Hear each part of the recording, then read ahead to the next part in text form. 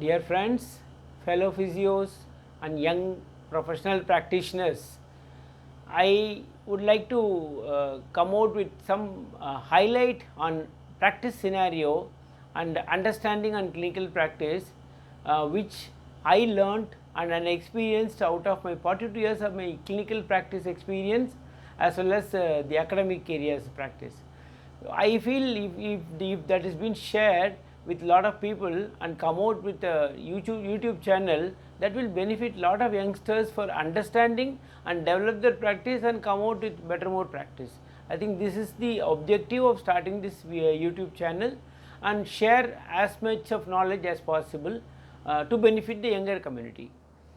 Now, I would like to start my presentation with the understanding of clinical practice.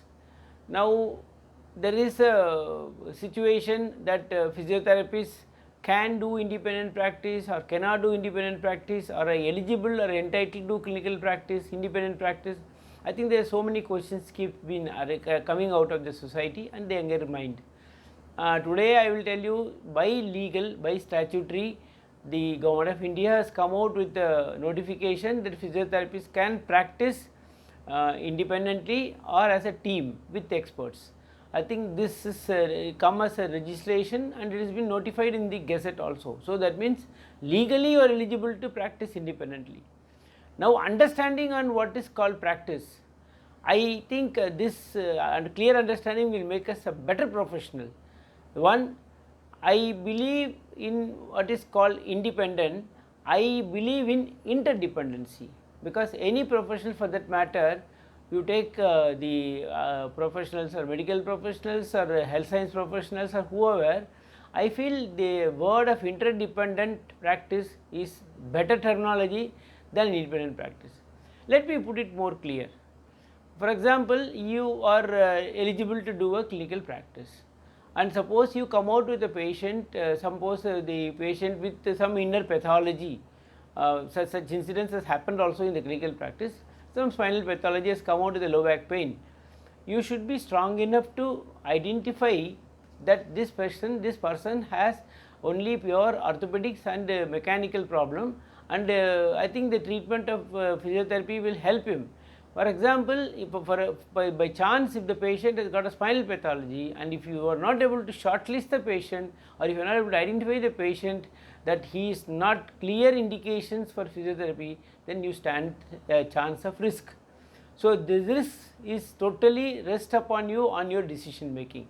So, the decision making will be more clear unless until you have a stronger background. I do very much agree, because I am still telling you, I am not trying to refer any talking on behalf of any institution or talking on behalf of any organization. I am speaking on my individual and independent practice knowledge only.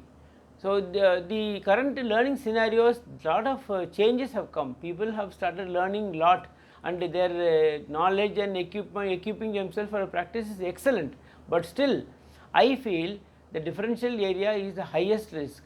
If somebody asks me, do you think the independent practice is a blessing, I would strongly feel that independent practice is a risk, a real risk where you need to equip yourself. No doubt, in due course of time, physiotherapy independent practices will definitely shine better, and we will be able to prove that we can decide better on this condition.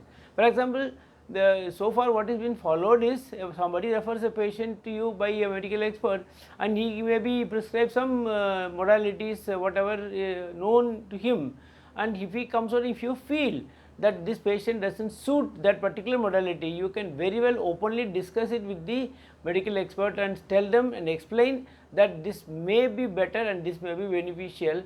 I think they will be happy to hand over the decision on your head, and tomorrow you should be able to show the result. This confidence will come only based upon your development of skill, development of a commitment.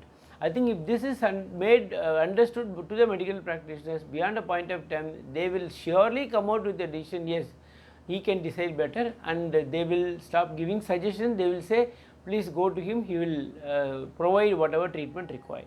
I think this healthy scenario of interdependent practice, there are some areas when you feel that you are not in a if this patient is not suitable for direct treatment, you can very well refer the patient to the medical expert and gain more confidence and more rapport. In future you will definitely be able to come out with a better relationship. So, let us develop the practice of interdependency, and I am very sure medical experts will be happy to associate with us and do more of interdependent practice and share their knowledge and share their practice with us. I think if this is clearly understood and you start making it, I think the clinical practice will be successful. I am planning to come out with more and more detailed aspects of this clinical practice and hidden crux of this entire understanding of clinical practice in future videos, and sure I expect that this is shared with all your friends. All the series and the things videos which is going to come out, I think that will benefit, as long as it benefits the younger community and develops a practice, I think that my target is achieved. I am trying to benefit all the young community. Hope this help to share my knowledge and my experience with all the young community. All the best. See you in the next video. Bye.